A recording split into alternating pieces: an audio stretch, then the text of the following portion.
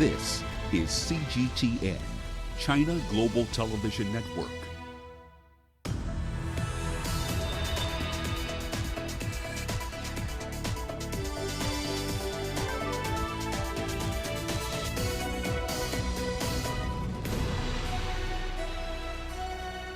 Hello there and welcome to Global Business Africa. We'll be giving you insight into Africa's business and financial markets.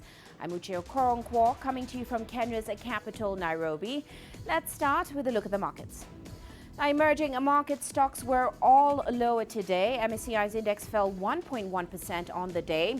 Still, the index was set to post monthly gains thanks to strength in some Asian heavyweight companies. Now, traders say that the outlook for emerging markets is still constrained given a fresh wave of coronavirus-driven lockdowns and the upcoming U.S. elections. Now, in South Africa, the JSE's main stock index dropped for a fifth consecutive day. Gains in index giant Naspers and its subsidiary Prosus failed to overcome weakness in the mining and banking sector. Now, Naspers was up 0.8%, while Prosus climbed 0.6% on the day. The mining index fell for a seventh day, down about 2.2%. That's its longest losing streak since February. Now, also coming up on today's show. Kenya Airways proposes a radical plan to pay its pilots in a move to cut its wage bill. And Absa Bank embarks on an ambitious plan to plant 10 million trees. And the Eurozone GDP jumps more than expected in the third quarter. Well, let's start off with Kenya Airways. The airline is pushing to have its pilots paid per trip as the national carrier seeks a lower wage bill to weather the coronavirus storm that has crushed air travel demand. Now, KQ says it will pursue talks with the pilots over the radical pay plan. With no quick recovery in sight, the airline is seeking to cut costs in a plan that will see it lay off an unspecified number of workers, as well as get rid of some assets and review aircraft leasing terms. The carrier, which was struggling long before the COVID-19 outbreak, has deployed 26% of its airplane capacity on reduced air travel, especially on European routes. Now, the airline earlier said it preferred to lay off half of its pilots to withstand the cash flow crisis deepened by the COVID-19 pandemic. Meanwhile, in South Africa, state power utility Eskom says that it made a net loss of $1.3 billion in its financial year ending in March 2020.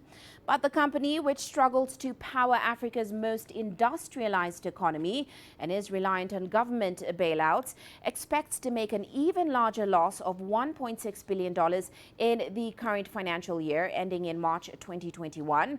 The expected deterioration is primarily because of the impact of the COVID-19 pandemic on electricity sales. Now, Eskom's debt rose to about $29.6 billion from roughly $27 billion a year earlier. The new debt figure is equivalent to more than 9% of the country's GDP. And the World Bank has warned that Somalia's economy will shrink by 2.5% this year. It revised its initial forecast of 3.2% growth due to the impact of the coronavirus crisis. Apart from the pandemic, the Horn of Africa economy has also been hit by severe flooding this year and a widespread infestation of desert locusts, which is in its second wave. The pandemic is projected to push the economy into contraction, as well as increase fiscal pressures and deepen poverty in 2020. Now, Somalia secured the ability to receive debt forgiveness from key creditors in March, and that was following years of a slow recovery accompanied by frequent violence by militants, allowing it to return to the international financial system for the first time in 30 years. And still in Somalia, climate experts there are warning of harsh weather conditions in the coming months. The country's livestock sector is expected to be amongst the hardest hit, worrying both livestock traders and nomadic communities. Well, CGTN's Abdulaziz Bilo has more on that from Mogadishu. At this livestock market in Baidoa, one of the biggest in the region, business is not booming. A combination of climate-related disasters in recent months has affected the once thriving sector. Climate experts are now warning that dry conditions is expected to last until the end of the year. More than 85% of the community living here relies on the livestock sector for survival. We are praying for good weather and sufficient rain. As pastoralists, we have suffered from the harsh weather patterns in the recent years. Trade is not good. Livestock owners have moved to other regions in search of pasture and water for their animals. This has reduced the price value for animals, with fewer traders interested in selling their animals. Livestock trade, mainly to oil-rich Arab countries, accounts for up to 40% of Somalia's GDP. But a combination of climate shocks, outbreak of diseases, and international bans has dealt a huge blow to the industry that provides direct and indirect employment to millions of people across the country. Experts are now warning that the government must do more to protect the sector. Somalia exports livestock mainly to Arab countries. In the event of natural disasters or any other major issue, the supply of livestock export reduces and in turn affects the overall economy. The government must cushion livestock owners by providing them with vaccines for animals and securing more markets for traders. The COVID-19 pandemic also led to a reduction in livestock exports as governments around the world moved to impose restrictions and lockdowns in efforts to curb the spread of the infectious disease. In other countries, livestock marketplaces were forced to shut down, further increasing the cost of supplying livestock to international markets, a burden mostly shouldered by Somali livestock traders. A massive locust invasion, the worst in a quarter of a century, has also added to the challenges facing pastoral communities. Parts of Puntland, Somaliland and central regions of the country remain the worst affected. Authorities are now using helicopters to spray biopesticides as more swarms continue to form in new areas. Meanwhile, back at the livestock market, traders say they want government support to help them cushion from future shocks. Abdul Aziz Bilo, CGTN, Mogadishu, Somalia. And to Zimbabwe now, where the government recently authorized the resumption of intercity travel as it further opens up its economy. It is expected to yield positive results in the transport sector amid the coronavirus pandemic. Here's CGTN's Terry Wangari with more. Transport operators can now breathe a sigh of relief after Zimbabwe's government lifted restrictions on travel. Passengers can now gear up for long-distance movement amid government calls for an increase in public transport. The opening up of the intercity and the economy in general has meant that there are more passengers traveling. So that means we need more transport, public transport to be on the road.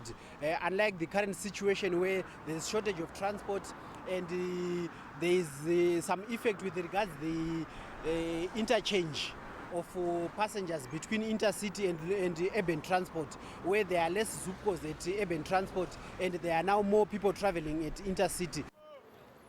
The government says bus operators have failed to meet the stipulated COVID-19 protocols. Operators are expected to obtain a COVID-19 compliance certificate, which requires them to have an operating address. Failure to meet the requirements has led to the rapid rise of private vehicles operating as an alternative. Over 40,000 combis are parked and there are over 500 to 700,000 people, including crew and other workers and dependents in the downstream industries that have been affected by the parking of those small combi vehicles. As small operators, we cannot afford that, so we need to be operating in groups. So we are now urging operators to come into groups and make sure that they get those COVID certificates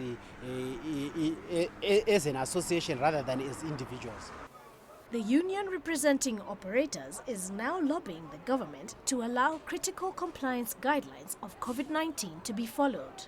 There's need for relaxation to make sure that everyone plays his role, at the same time making sure that the major requirements are met, which is the sanitization of passengers, the taking of temperature, the wearing of PPE by crew, and also making sure that the passengers have got the masks whilst they are in the queue or boarding or inside the vehicle. Those are the major issues that needs to be stressed upon.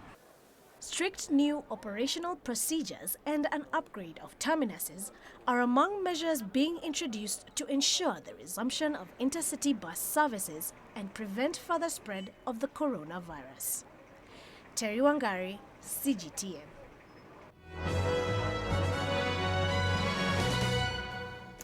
And let's now take a look at our corporate headlines today. Process, the consumer internet arm of Africa's most valuable company, Naspers, has announced an up to $5 billion share buyback program. The company is seeking to help close the gap between the value of its underlying assets and its shares. Now, Process was spun out of Naspers and separately listed on the JSE in September 2019, and that was partly to help reduce the discount at which its shares trade relative to its net asset value per share. Meanwhile, JSE listed Vivo Energy, which operates the Shell and Engen brands in 23 African nations, has reinstated its 2019 final dividend as it recovers from the effects of COVID-19 on the continent. Now, in the quarter ending September 2020, Vivo reported gross cash profits of $187 million. That's in line with $189 million in the previous year.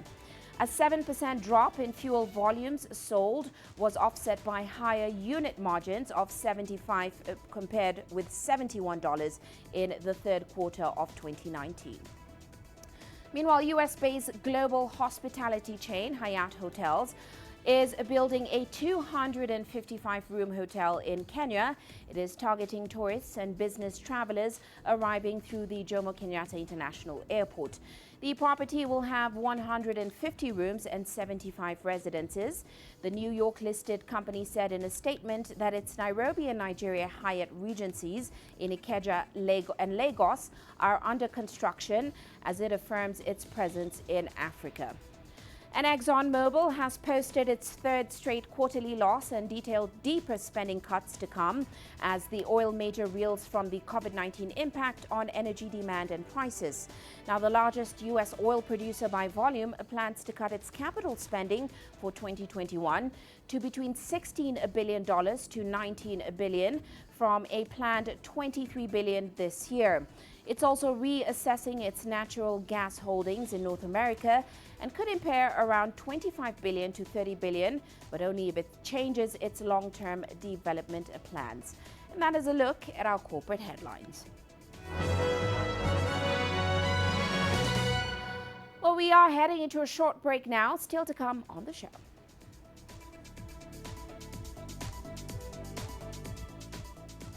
Absa Bank embarks on an ambitious plan to plant 10 million trees.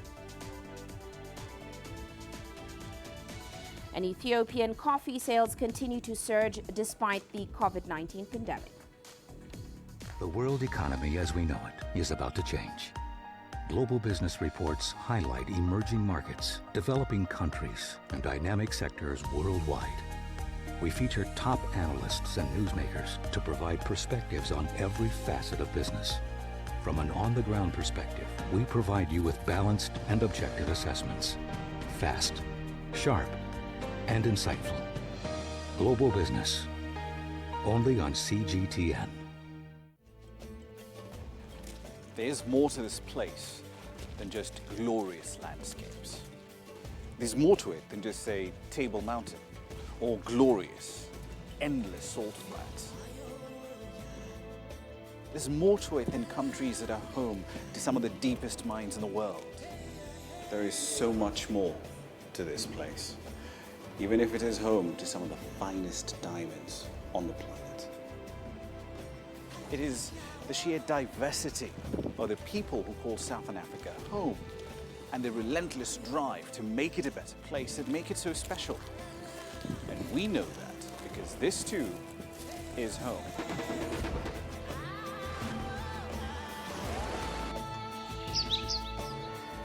no one knows Southern Africa like we do. CGTN. See the difference.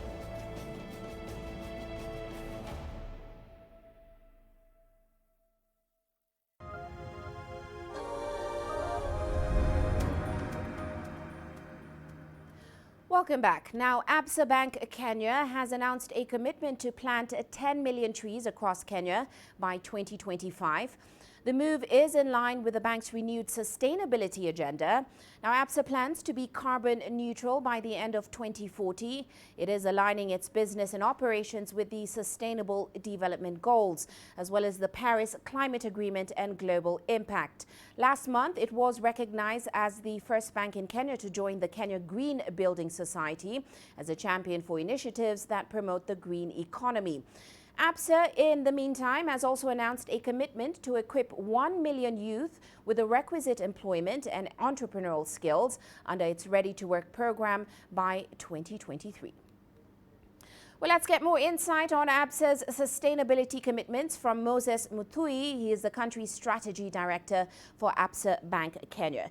Great to have you on the show with us, Mr. Muthui. Now, of course, COVID-19 has certainly brought home the importance of environmental, social, and of course, governance issues. How exactly does your new sustainability agenda address the new normal that this pandemic has presented? Yeah, thank you, Uche, for having me on the show. Really great to talk to you.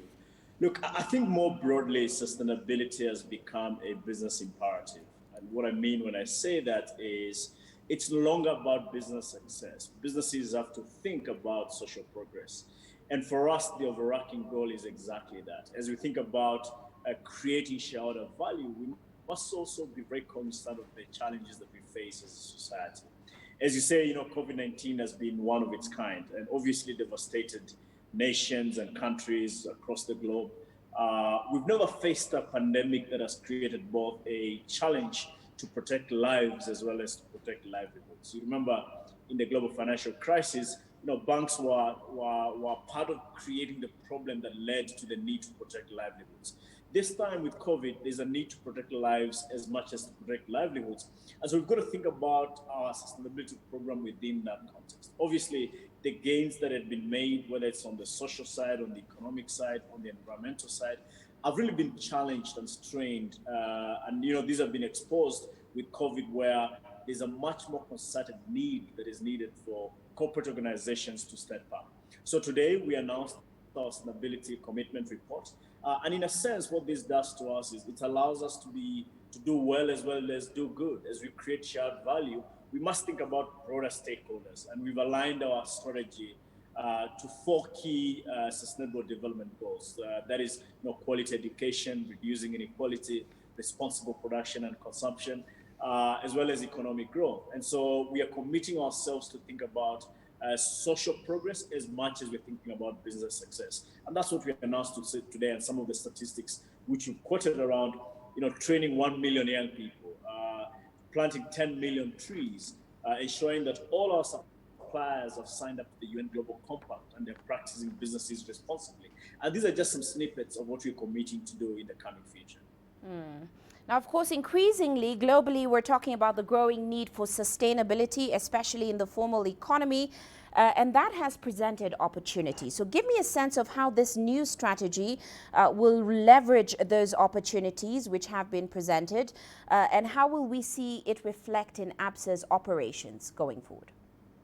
Yeah, I think the first thing really to mention is the fact that, driving sustainable business practices have been part of our DNA for over 100 years we've been in this country. And regionally as a group, playing a shaping role in society is a strategic imperative. So we're not starting today. But I think what you can expect to see going forward is really 3 things. One is at the core of our business, not just us as Absa, but financial institutions, we provide finance to enable economic growth and we underwrite commerce.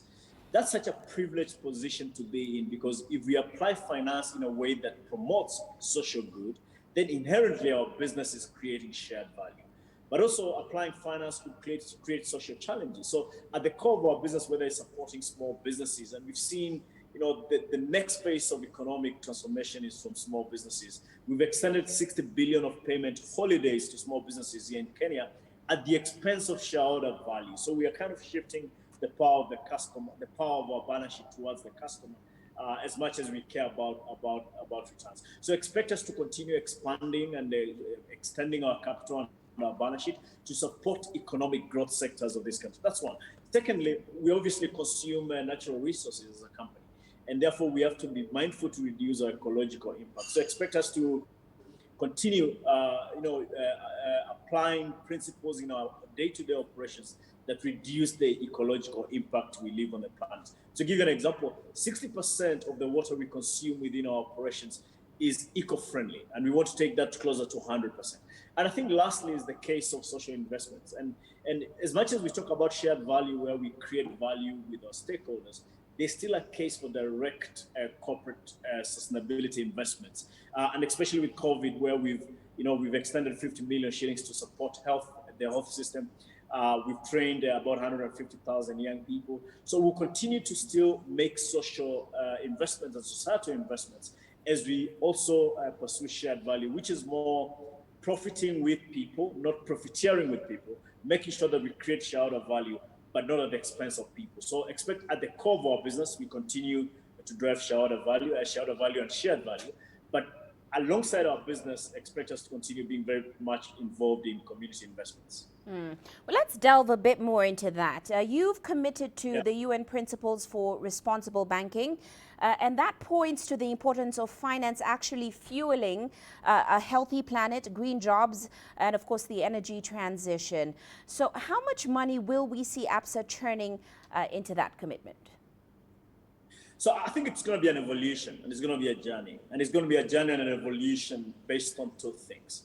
One is the space we have in our balance sheet to extend capital to new sectors, clean energy, existing sectors, as we transition the globe towards being attuned to be responsive to climate change. I think that's the first thing. I think the second thing is really the understanding that behind any sustainable development goals or behind any sustainability agenda, there's finance permeating through the sustainability agenda. So people often say, finance is the oxygen to commerce. We actually believe finance is the oxygen to sustainability. So we are in this privileged position to make sure that as we allocate capital within our portfolio and diversify our portfolio, we're very deliberate on where we are placing our money and who we are supporting. But it's easier said than done because shareholders at the end of the year expect returns. And more often than not, the sectors that are either eco-friendly or support clean energy are not necessarily the ones that create shareholder value. So that tension is always going to be there. But expect for us to evolve this agenda where we allocate our capital, move our balance sheet towards new eco-friendly initiatives or supporting suppliers and supporting businesses and supporting large corporations who have signed up to these principles that we believe in, and expect us to continue doing that. I think what's going to be interesting is to track the commitments that we made on the report. Some are due next year, others are due in 5 years' time, and others in between. And holistically, we hope that as a financial institution that has got financial muscle, and we're privileged to be in that position with all the humility, we continue to meet these standards and these commitments we've made publicly as we go. Right. Now, going forward, we know this pandemic has presented a new normal across all sectors, especially African banks. They've been forced to navigate not only an economic recession, but we're seeing new disruptors in existing business models, in how traditional finance has operated. For example, we're seeing increased digitalization. As a key player in the sector, what's your take on the road ahead for financial institutions like Absa? I think the immediate thing that financial institutions will have realized and financial institutions are doing is that they're part and parcel of the solutions out of the COVID crisis. Remember, in 2008 global financial crisis, banks created the crisis, and therefore banks were not so much part of the solution to that crisis. Governments stepped in and helped banks to recover. This time is a bit different. Banks are intact, they have solid capital positions, economies are challenged across the continent. We have to underwrite that recovery as financial institutions, and Absa is doing exactly that. We are open for business to make sure that finance is provided where it's needed most, and that businesses bounce back and nations bounce back, trade bounce back, inter-border and cross-border flows come back, and we support where we can to be part of this recovery. But I think it's also, as you say, it's also a time when banking is going through a significant structural transformation, and that's because of digital technology. You look at spaces like e-commerce. We've seen e-commerce growing fastest in the last 6 months than the last 10 years combined. So banks must adopt. Banks must continue to apply their capital and the expenses towards being digital at the core.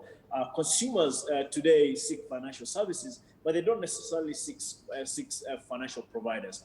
And financial services can be easily duplicated, provided at speed through digital channels. So we're having this challenge of banks being called on to support the recovery from this environment we're in, but also banks themselves having the need to transform and investing to be attuned with digital transformation. And I think the key is not to leave anyone behind. There are consumers who will always want to visit a bank or want to interact with bankers one-on-one and face-to-face. And there are consumers who will always want to move into digital. So we must be careful not to leave anyone behind, not to go fully digital at the expense of those who are non-digital. And therefore, it's a keen balance we seek to achieve. But you're right, I think the transformation is going to create winners and losers. And certainly at Absa, we're investing significantly to be part of the winners out of this environment. Quite right. Well, we do have to leave it there, but thank you, Mr. Muthui, for that interesting discussion. Of course, that was Moses Muthui. He is the country strategy director for Absa Bank, Kenya. And moving on now, a new eco-friendly park has been opened in Ethiopia, becoming the first of its kind in the country.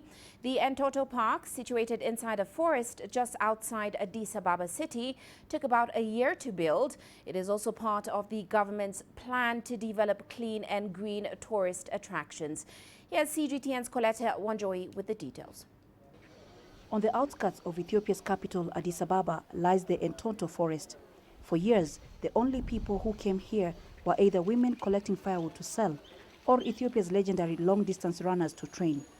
Now, the hope is that people from around the world will visit it. That is because the forest is now home to the country's first-ever carbon-neutral health park. No vehicle with diesel and carbon emission will be allowed in that area. So that is a different one, a health park.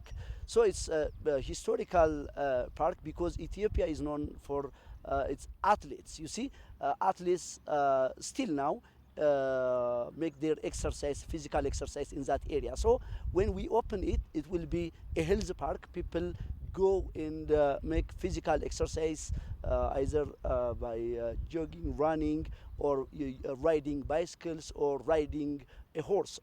The multipurpose park was built mostly with local materials and includes indoor and outdoor centers for physical activities. It also has a library, restaurants, fountains, walkways, and bicycles and scooter lanes. I'm standing on top of what they call the suspended restaurant. They call it so because it has been constructed on top of literary space. There's just a river, a small river that passes underneath. And from here we can get an idea of how vast the Entoto forest is. And the forest is located at close to 3,000 meters above sea level. This is part of the Sheger River project, an initiative by Ethiopia's Prime Minister Abiy Ahmed to develop natural areas and in the process clean up rivers and create thousands of new jobs. These projects have not been financed through public funds. They have been done through the goodwill of the Prime Minister and the partnerships that he has established and the friendship that he's established. So none of them have gone into government coffers as well. But some critics have argued that the government is destroying the forest while setting up the park. Maximum effort is made to minimize the damage to the forest. Okay, so the service area, the hotels, and some the areas where buildings are developed are selected in the Entoto Park where there is no or minimum trees are there. You see, so it is done deliberately, just to minimize the damage to the forest. Next month, the Great Ethiopian Run, a company owned by the legendary athlete Haile Gebrselassie, will organize an athletics competition here. The Ethiopian government is hoping that beyond sports, parks like this will boost both tourism and the economy. Coletta Wanjohi, CGTN, in Addis Ababa, Ethiopia. Now, Ethiopia is one of Africa's largest producers of Arabica coffee. It is the backbone of the country's agriculture-led economy. From Addis Ababa, CGTN's Gerum Chala explores how Ethiopia's coffee exports have continued to surge despite the coronavirus pandemic. Almost everywhere in the world, and for most people in different countries, the morning coffee is an important day starter.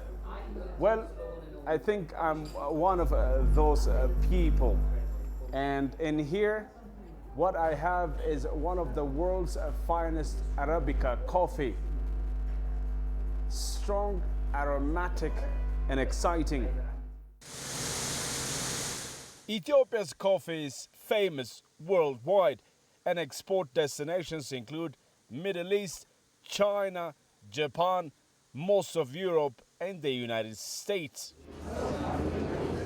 And thanks to the Ethiopian Commodity Exchange, coffee trading has become up-to-date, transparent, and quick.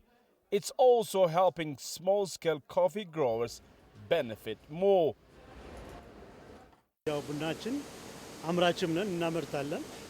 We are not only exporters of coffee, we are farmers too. Our company alone has from 300 to 400 outgrowers. Besides that, we buy quality coffee with fair price from the Ethiopian Commodity Exchange. Specialty, organic and certified coffee is available for export for the world market. The ECX platform benefits both the coffee growers and exporters equally. In 2018-2019, Ethiopian exports are believed to have reached 3.98 million bags of coffee. That is 238.8 metric tons, making it the most important African coffee exporter and the 10th largest exporter in the world. And so the government has given due attention for its development. Experts say the all-rounded work from coffee bush to market has paid off. We used to stop work during the rainy season, but this year we have even strengthened our export capacity. The coordinated work has even made the coffee export remain the leading commodity to still deliver higher results. Ethiopia's coffee exports are highly supported by Ethiopian Airlines. Africa's largest and most profitable airline has made logistics services easier for coffee producers, and that has helped Ethiopia beat even Brazilian counterparts during these corona pandemic times. Generally, when coffee exporting countries like Brazil are highly affected by the coronavirus, we have used the market advantage pretty well. The product movement has been assured by our very own airliner too. Therefore, global customers have increased their ties with us for their coffee demands to be met. According to available data, Ethiopia's coffee domestic demand in Africa's top coffee consumer is expected to remain robust. Ethiopian coffee consumption expected to rise by 2.4% in 2019-2020. Gerum Chala, CGTN, Addis Ababa, Ethiopia. You're watching Global Business Africa. We're going to take a quick break now, still coming up on the show.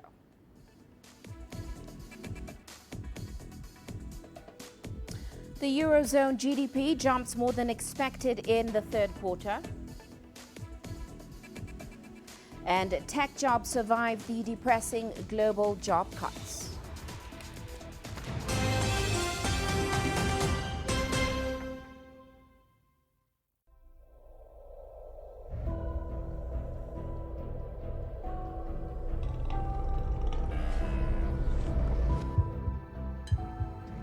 Taken me completely out of my depth, but at the same time it's exciting. It's new, it's different, it's a challenge. It's really exciting.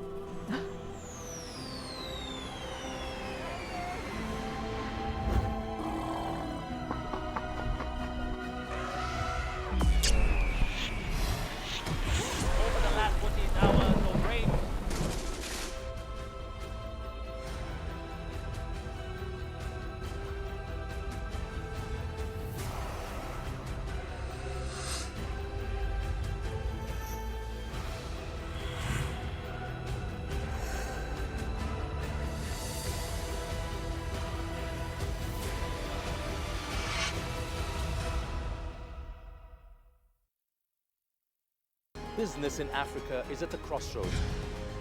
We celebrate those who are adopting and thriving despite the challenges, from grassroots to big businesses. Global Business takes you along for the ride as we track the making of a giant. Only on CGTN.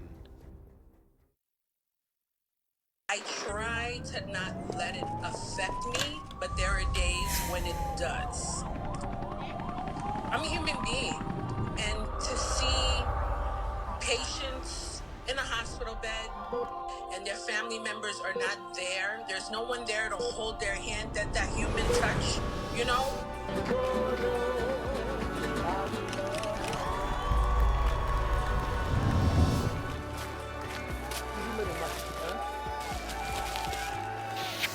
I just hope everyone can remember that the situation is not permanent and that everything will get better eventually.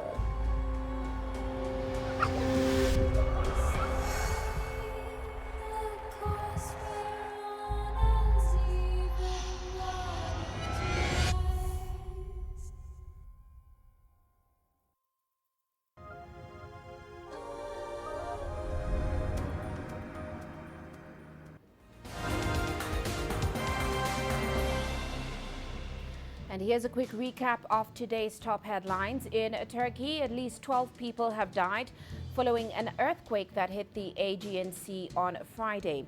Now, authorities are reporting that the death toll from the quake that hit the city of Izmir may increase, with over 150 injured so far. 2 people have died in Greece. Now, Turkish officials said some 90 people have been pulled from the rubble, and search and rescue efforts are being stepped up after several buildings collapsed. And Tanzania's ruling party, the Chama cha Mapinduzi, has taken an early lead in the country's presidential elections. Latest results show incumbent President John Magufuli, who is seeking a second term in office, in the lead with 85% of the vote from the 142 constituency results announced by the Tanzanian Election Commission. The main opposition presidential candidate, Tundu Lissu, has rejected those results, claiming the vote was marred by irregularities. And a Kenyan court has sentenced 2 men to 33 and 18 years respectively for their roles in a 2013 terror attack at the Westgate shopping mall in the capital, Nairobi. Now, Muhammad Ahmed Abdi and Hassan Hussein Mustafa were found guilty of aiding 4 gunmen from Somali militant group Al-Shabaab who carried out that attack. And finally, in Côte d'Ivoire, incumbent President Alassane Ouattara is calling on his supporters to go out and vote massively and to also protect polling stations against troublemakers. Ouattara is running for a 3rd term in the upcoming elections this Saturday. His main opponents have boycotted the vote. And that's a recap of today's top headlines.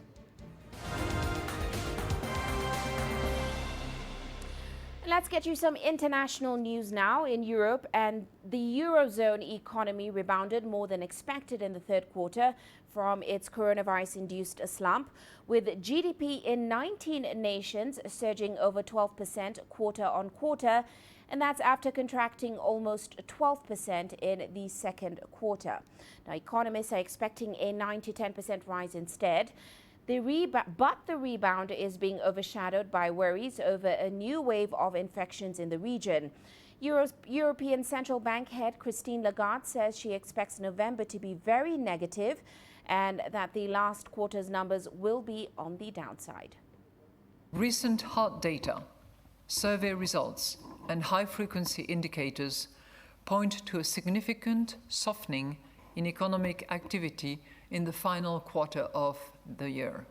And clearly what we expect is in the course of 21, probably the latter part of 21, a recovery that will begin picking up and resulting in demand being stimulated yet again. In the meantime, we're not going to just stand still.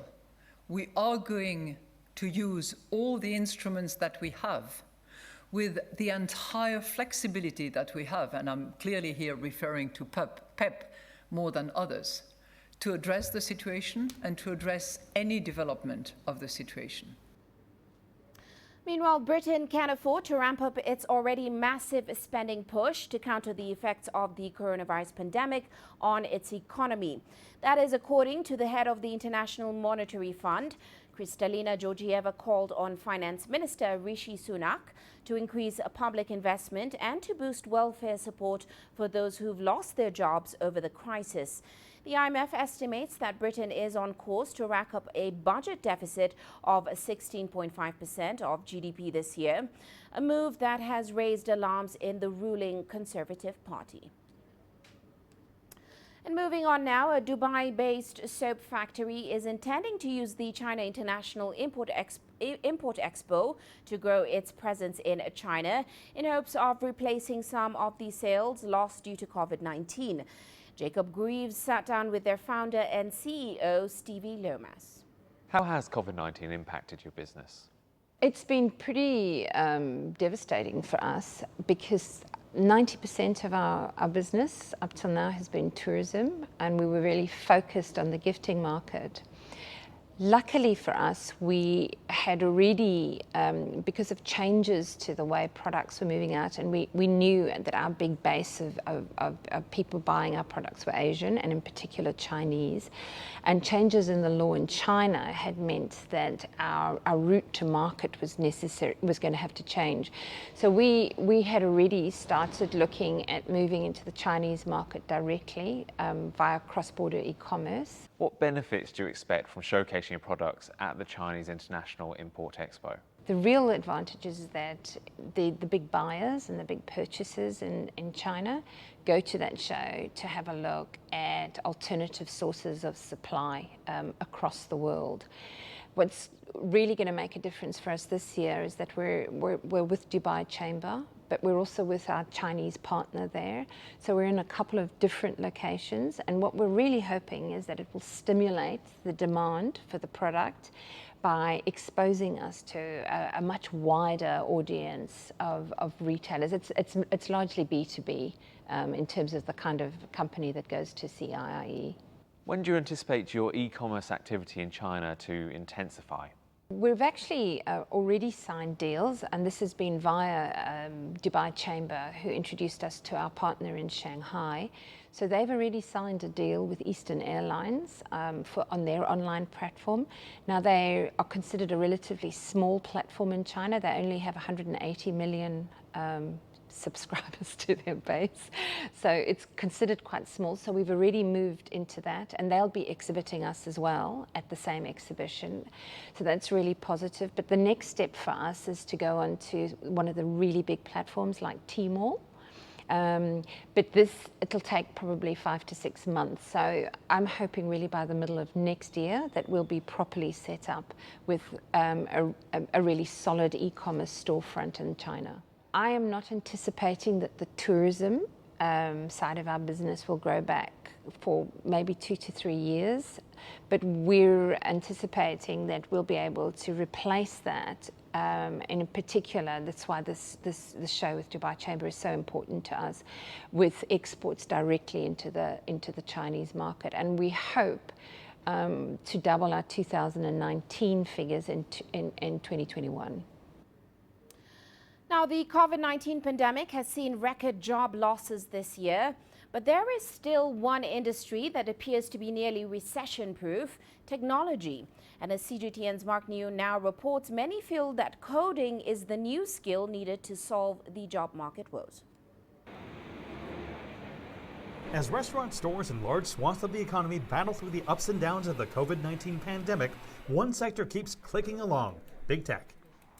At the height of the pandemic, Facebook said it planned to hire 10,000 people in 2020, while companies like Apple and Amazon have thousands of job openings listed. If you look at universities like Stanford and Harvard and those top schools, on average per year, they probably produce about 200-300 computer scientists per year, and that is just not enough.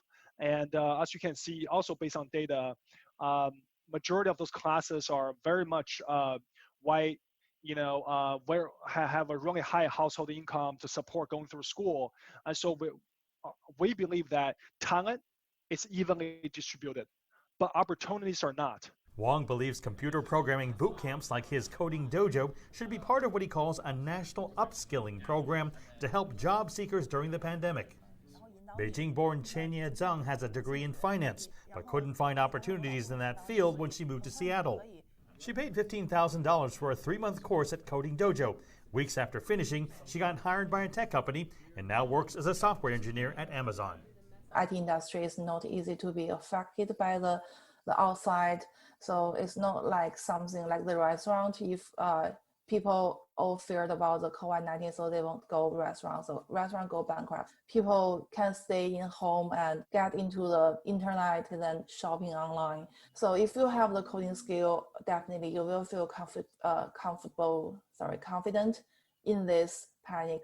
Zhang says she also recommended learning coding to several friends who are looking for work too. She says she understands the fear of trying to learn something that sounds so challenging, but she herself barely knew anything about coding at all when she enrolled, and there are many others who knew far less. Recently, we just had a student who was a truck driver. He drove all the way from Mississippi to our Seattle campus to learn, and now he's working on Microsoft.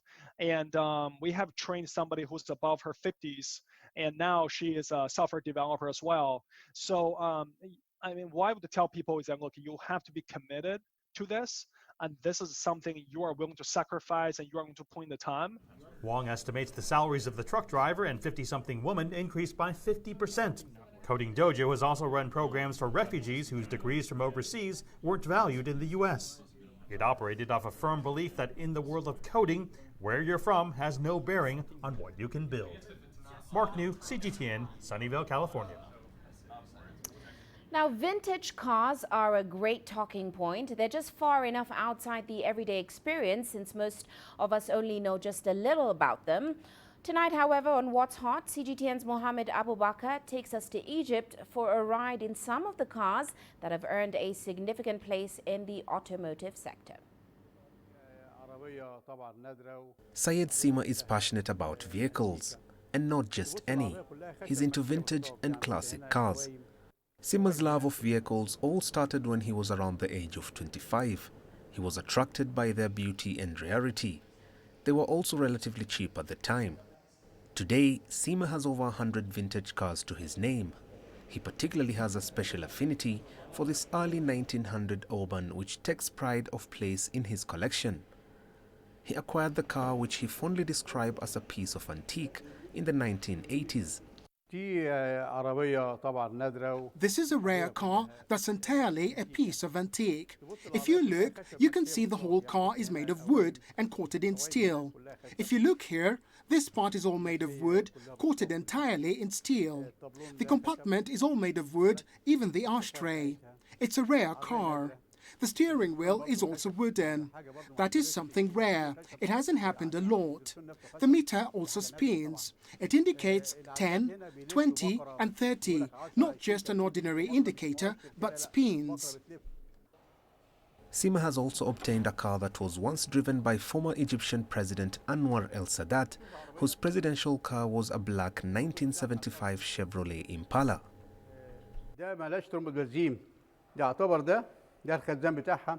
Look at the car, its original engine. That does not have an ordinary fuel tank. This is its tank. It operates by sucking fuel out of the combustion engine. This can be folded, also the roof. These things are rare. This is considered a fancy car, aesthetically pleasing. Everyone looks at you while you drive it because of how beautiful it is. At 38 years old, Ayman shares his father's peculiar passion when it comes to spending money on expensive old cars. Ayman says that ever since he gained memory, he has been fond of cars and used to get excited upon seeing his father's collection in movies. I was born finding myself inside vintage cars. I noticed that my father worked with old cars, so I found myself interested in old models. I started liking its beauty and elegance. I also liked how I saw these cars on movie screens. I would see a movie and think, oh, it is our car. This is the windshield. It allows a breeze. You can turn it up to let the sun in. You can open it entirely. You can get a breeze in if it is hot outside. It opens up till the very end. These cars were slow compared to newer cars. Its brakes were made of steel, operating in a way that lets the car slow down. So if you wanted to brake, you had to pull the brakes by about 4 or 5 meters ahead. For other car collectors, it may be the case of having the very best of every car they get their hands on. But for Sima, it's much more than an automobile. It's a little slice of history. Mohammed Abubakar, CGTN.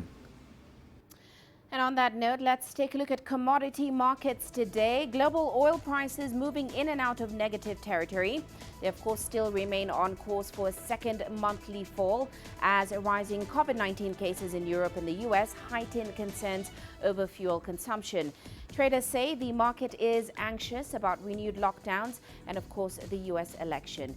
Meanwhile, gold is poised for a third consecutive monthly drop, its longest run of declines since early 2019.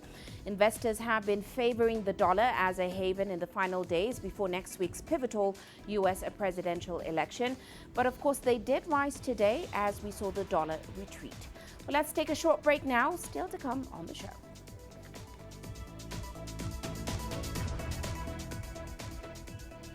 A UK green tech startup turns polluted air into diamonds.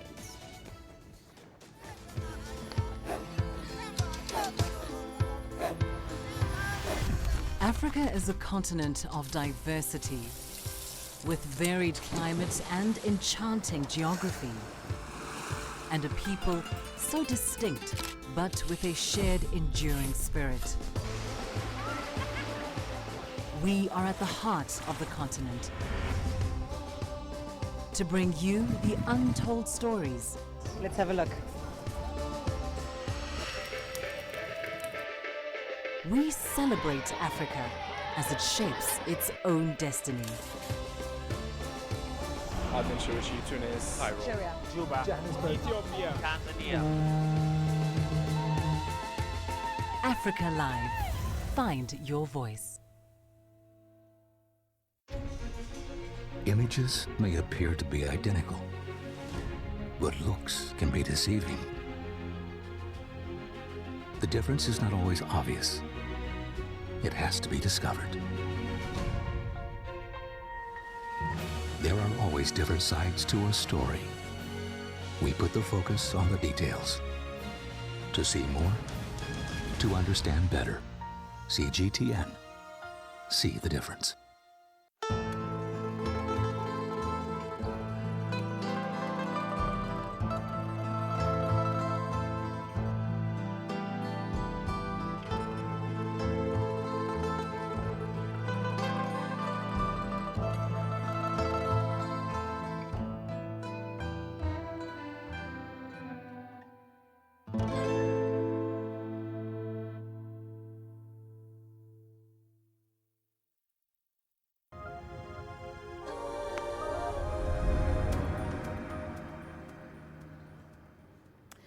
Now, they say money doesn't grow on trees, but what if you could pluck diamonds out of thin air? Well, a UK-based green tech startup says it's using renewable energy to suck pollution out of the air and then turn it into diamonds. Here's CGTN's Alexandria Majala with the details. Diamonds, a girl's best friend, a symbol of love and commitment, and certainly a statement of wealth. But for decades, the industry has been plagued with allegations of minors' rights abuse, child labor, and sometimes skirmishes in the countries that produce it. A British firm is seeking to polish the industry. I think diamond mining is an abusive industry. I think that's as simple as that to say. I don't think it puts back anywhere near enough into the economies in which it operates. It's on the verge of slave labor. And, these are the things that we're spending a lot of money on in other parts of the world that we treasure, we find naturally beautiful and valuable. But the way that they're made, the harm that they cause to the environment and to people is relatively unseen. Sky Mining Company has reached new heights of innovation. The green tech company removes carbon dioxide out of the atmosphere and turns it into something enduring and beautiful, a fully certified diamond recognized by the International Gemological Institute. So I would say the environmental impact of where diamonds currently come from is big and needs to be tackled. And at the same time, of course, we have too much carbon dioxide in the atmosphere.